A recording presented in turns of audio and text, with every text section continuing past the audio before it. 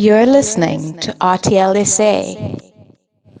And it's Ask Noel Thursday. We're going to get into it now. I'm going to answer your questions, and you're welcome to send me voice notes within the next few minutes, and I will take them, or just text questions nonetheless, whatever you want to ask. Right, coming through via WhatsApp was a few questions from Lauren. Let's get into those. First question Lauren asked me was, what was your favorite school subject growing up? Well, Lauren, to be honest with you, I had 3 favorite subjects. Which will explain why a lot of people think that I am a incredibly hard quiz master when I do my quizzes. But my 3 favorite subjects were history, geography, and break time. I really enjoyed break time. But to answer your questions, history and geography, my 2 favorite subjects, which you'll see is quite a strong theme when I do quizzes and stuff like that, as Zelda would attest to. Other question, do you think it's more important to be kind or smart? Well, let's answer it this way.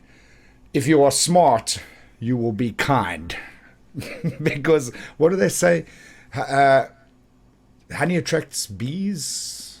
Or something like that. What's that saying? How does it go? I don't know. But anyway, rather kill them with kindness. And if you're smart, you would do that. So, yeah, I will go with be both, man. Why not? Because if you are kind, it's because you are kind of smart. I don't know. That's the best way I think I can answer that question. Do I think there is such a thing as luck? Or do we create our own outcomes? How much time do you have? Luck, the definition of luck, is when preparation meets opportunity. So, do we get lucky or do we create our own outcomes? I think it's a blend of both, but mainly we create our own outcomes. When preparation meets opportunity, I think that's the key here. Obviously, sometimes circumstances happen and you will think, okay, well, I'm lucky in that regard. Like, I just clipped the pavement, but I could have rolled the car, so I got lucky. But then again, if you were not a good enough driver to control the vehicle, and that's where the preparation part comes in, you probably wouldn't have been lucky, so to say. I know it's a weak analogy. It really is a weak analogy, but I do believe that for the most part you create your own outcomes, and that luck doesn't really have a role to play in that, because luck quantified is preparation meets opportunity. So that's just a thought. Think about it. I mean, yeah, it kind of makes sense to me in my own mind. You might think of it slightly different. What about the lottery? I mean, yeah, you can ask yourself the question. I mean, that's all luck, isn't it? But then again, you prepared to win that by buying the ticket. You created the opportunity by buying the ticket. So were you really lucky? No. You created your own outcome. So the more I talk about it, the more I feel that I'm trying to convince myself and you as well that luck does not actually exist. Right, voice note coming through now. Good morning, Noel. I have a question for you. I'd like to remain anonymous. My question is, will Bob Thorne eventually become gay? Thank you very much. Oh dear. Listen, remaining anonymous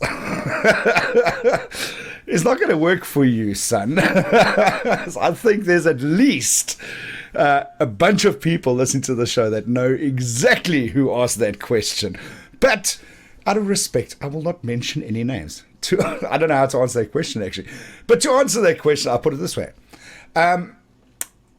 Being uber-sexual and drinking tea does not necessarily make you gay. I'm just going to throw it out there just like that. And ironically enough, you know, that question was about Bob. Bob's got a question for me. I haven't heard this one either. Good morning, RTLSA listeners, viewers, and ever-increasing number of Bob the Legend fan club members.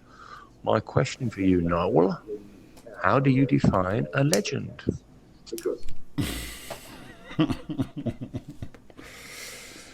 Right. Sure. Okay. Legend. I think I can sum it up in someone that is calculated. And when I say calculated, I don't mean it in a bad way, but someone who pays attention to detail, someone who considers all the small things. I think that is quite legendary. And when we talk about the small things, I talk about someone who considers how they will treat someone else, or someone who considers somebody else's feelings, and someone who is calculated in their approach when they talk to someone a certain way.